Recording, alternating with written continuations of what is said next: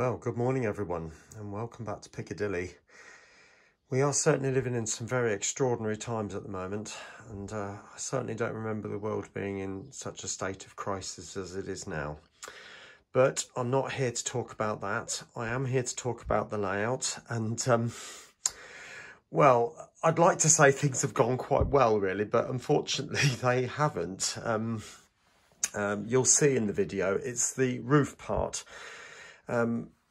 The first part of the video does go on to talk about that, and there's just a couple of clips on how I went about making that.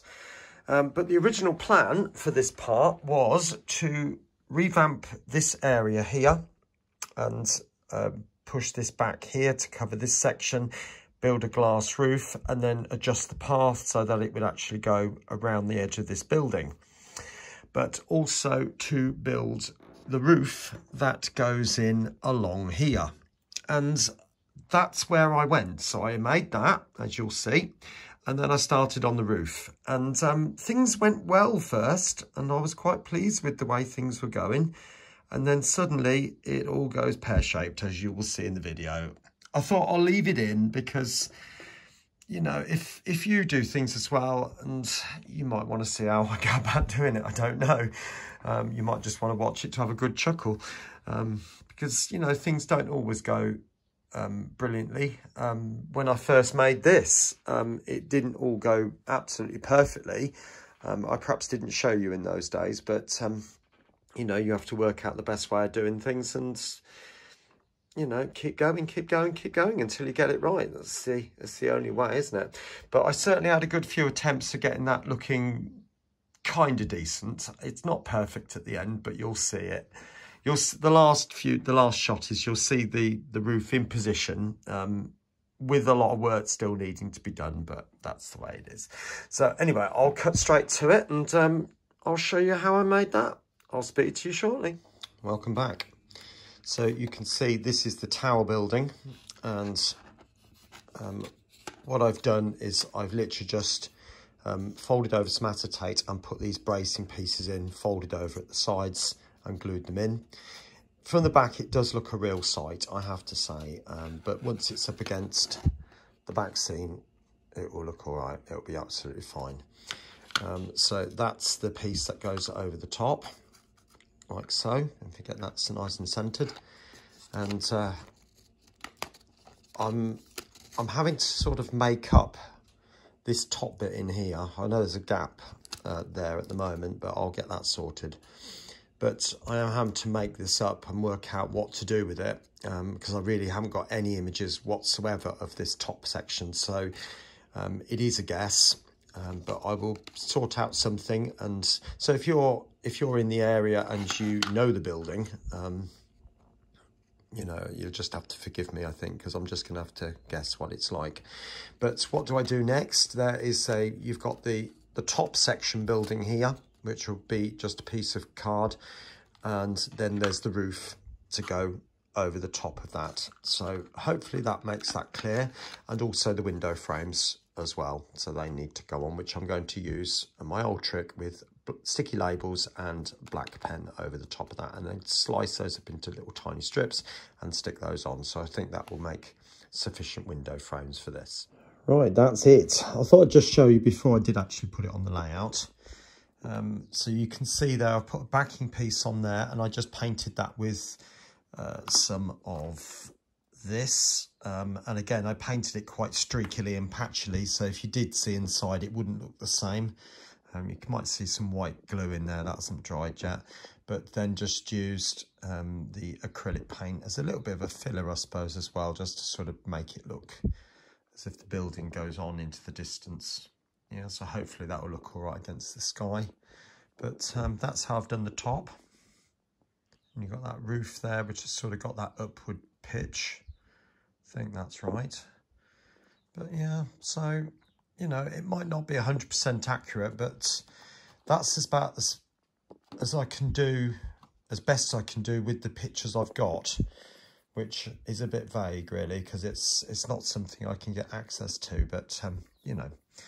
But anyway, I'll take you upstairs and I'll show you that on the layout as it is. Right, so there it is. That's the tower in situ now.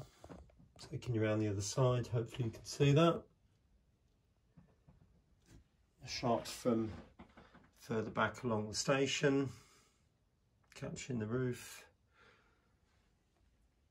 And hopefully it gives enough of a 3D effect to show that it's part of the station and not something that's just in the streets behind. But moving my attention now, you will notice that that is sitting on a steel rule. Yeah. And the reason for that is because I haven't been able to build up the rafters. That is the rafters. You can see them in there.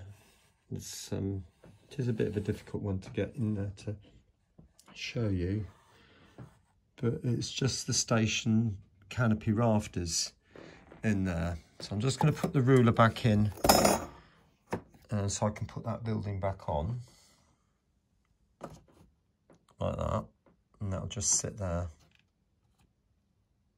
Okay, but what I need to do is make that roof now. Now the thing is, it's made up from a very sort of domey type affair. So if you imagine this, but obviously considerably smaller. So I'm having to think about how to do that. So I'll take you back down to the workbench and give you some idea of what I'm planning on doing. But it's certainly another tricky one, but we'll get there. Speak in a minute. Right, welcome back. Now, as I've said before, I can't show you an actual photograph of this roof, so I've just done a quick sketch. Not to scale or anything like that, but hopefully it'll give you an idea.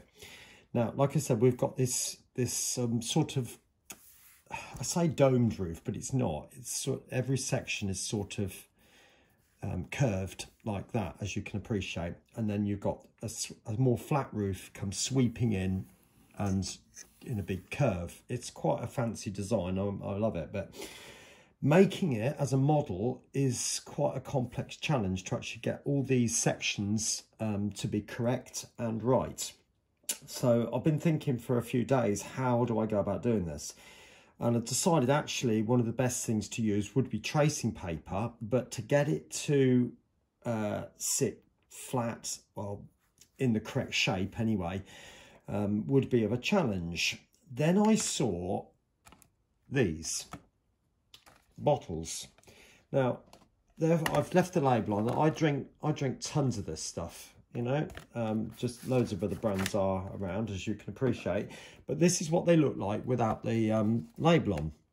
Now, they do have these ridges in, which seem to be about 12mm apart. Now, there are 24 of these ridges along there, which means they are going to be 23mm wide. So I'm going to have a section which is 23mm wide there. But these ridges are still a bit of an issue. But if you remember, I just said I'm going to cover it with the tracing paper, and hopefully the tracing paper will hide those ridges.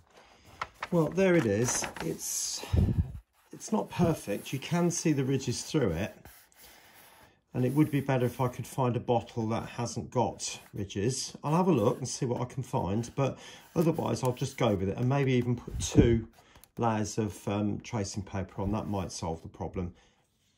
Okay, welcome back. So what I've done now is I've cut the bottle into pieces which are 45mm long and 23mm wide, and I've also cut a piece of acetate which is 560mm long by the 45mm wide, which is required. Okay, so what I'm going to do first, I am going to stick this on with the PVA because the plastic glue that I have is only this stuff, and I know full well that it won't hold. As soon as I start cutting it, which I will have to, it will just break up. I mean, there is a possibility this might as well, but I think this is going to be a bit more durable than the contactor. So I'm just going to do a couple of these. So I'm literally just going to put them on like that, side by side. So that's one, obviously. just the one more. Bit of glue, bit of glue, bit of glue. Oh, bit more, and a bit down that side, and stick that as neatly as I can just next to it, trying to get the ridges in the same place, if you like, so that they're all the ridges are lined up. Okay, so I will get all of those glued on, all 24, and once it's dry I'll come back to you and show you what I'm going to do next. Right, as you can see, I've gone ahead and stuck on all of those pieces now, and I've also started to bend up the tracing paper. Now you might think, well, how did I do that? Well, it's really quite easy. I've got another strip here, so I'll do one side first and then I'll do the other end. But put it over the ruler like that, and very gently, as you've done, I'm sure, many times yourself with a piece of paper, bend it over like that. And then the other end, very much the same. I think the secret is keeping it square. And so on. So that all rolls up like that. And then, this is the tricky bit. If you measure, now these are 23mm apart, but if I was just to measure that and mark on 23mm, you'll find that because the curved part is more, and so you can't really judge it like that. And I could work out the actual distance of the arc, but I'm not going to do that. So what I'm doing is I've just marked on the first bit, put a mark, and then put the pencil in there, and then bring down the second mark, and just keep working along like that, pressing it down and just putting a little mark, and so on and so forth. Okay, hopefully you saw that. And then once I've done that, using the lines on the board, I then line up the edges. So I'm going to line it up to this near edge so I can see. And then the mark that I've just put on the opposite side, I'm lining up with one of the lines. And then all I need to do is just score it. So I'm using the scalpel, just putting a very fine line. I'll do a couple so you can get the idea. Just lining up the ruler like that. Obviously I'm not pressing very hard, but then just bring that round like that. And you can see, hopefully, if I bend those up properly, hopefully you can see the curve that's being created there. The back end's not curved up particularly well, but that's pretty much how I go about doing that. And then the idea then is to glue that onto these. Right, so I'm just going to put a bit of glue on each of these parts and get it to come out, of course. So I'll put that on like that. And so on.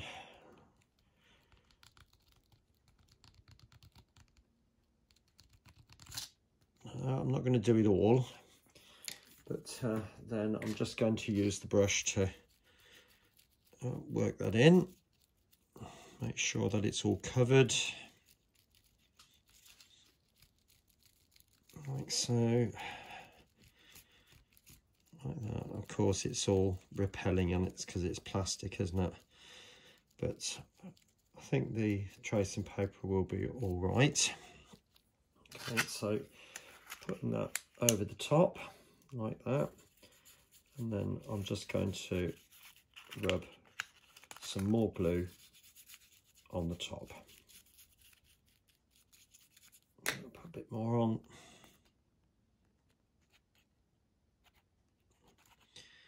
Because the glue will make it slightly more see-through, but I do want that cloudy look.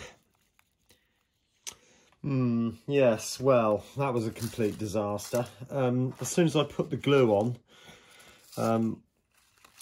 I thought the glue was quite thick, and I didn't think that it would be thick enough to rejuvenate everything else, but it did. And more importantly, the tracing paper crinkled all up, and it just looked an absolute sight. So I thought, I can't have that. So I started peeling it off, and all this lot fell off anyway. So I thought, well, I might as well start again and give it a go with another bit. So, and you can see, whilst it was on the heater, that sort of got a little bit too hot, and yeah, well, moving on. So I'll start again. I've cut another bit. Here we go again. And I'll glue all these bits back on, and I'll show you method number 2. I'll speak in a minute. Right then, let's have another go. Right. So you can see I've just had a little go with what I'm planning. So just wanted to check that before I did it. Now I'm just going to use double-sided tape. So now, what I did do originally was stretch it out and then put it all on, and it actually just pulled all the bits off. So that's not the greatest way of doing it. So I'm going to keep the roll sort of upright. Hopefully you can see this. I'll try and turn it so you can. And you've got to try and line it up so that it goes on. Now I'm just going to use my fingernail and then run that over the top, and like that. I'm conscious of you being able to see. Right, and then over the top again. And sort of like that, really. Just keep rolling it over like that. Okay, I think you get the idea from that. Okay then, try number 3. This is turning out to be a bit of a mammoth task, isn't it? As you saw, the backing piece literally just fell off, but I'm pleased to say, after all of that, all of these round pieces are held on with the double-sided tape now, and the tracing paper, or the vellum, is actually stuck now. So I'm going to remove the backing from the double-sided tape. Right, now this is also a tricky job. But I think the best way of dealing with it is to put that on its side and offer this up whilst it's on its side. And hopefully that should stick. Now, by doing it on its side, the edges will be in line. And look at that, perfect. That's gone right for once. That's relief. That is a huge relief. Now, I think if I just varnish over the top of that, that should hopefully dull that down a little bit and create more the roof type look that's actually on Piccadilly, and get rid of this little bit of a mess here. To be honest with you, I'm not really that worried by it, because the roof would look a little bit messy. So I'll get it varnished and I'll show you in a minute. Well, it's the next day now, and as you can see, it's had 2 coats of varnish, and well, things have subsided slightly, but it's still looking a bit rough. That's putting it mildly, really. There's lots of bubbling in it, and you know, I'm just not overly happy with it. I did try putting some weathering on it, hence this awful section here. Obviously the vellum has shrunk back slightly and created this chasm between the 2 sections there, so I'm not happy with that. Looks like there's something growing in there, really, isn't it? I suppose that's what algae is, isn't it? But yeah, so I think the next best thing really is to put yet another layer of tissue paper or tracing paper over the top, but this time I'm just going to use a Pritt stick, and I'm just really hoping that this is going to be it and it will look sort of decent. So let's give it a go, eh?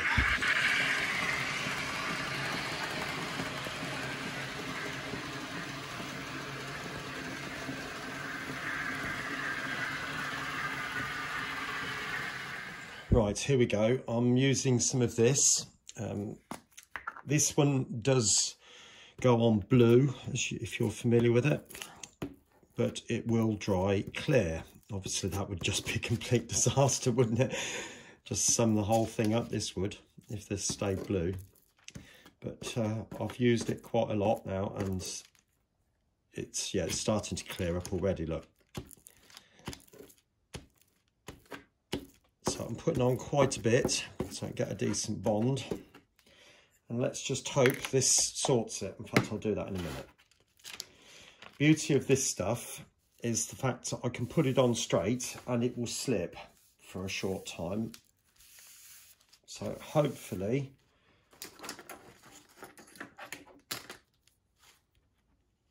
I can cause it to go into the crevices. Push it round. Well, hopefully, if it's, obviously the blueness will go, but that's looking an awful lot better already.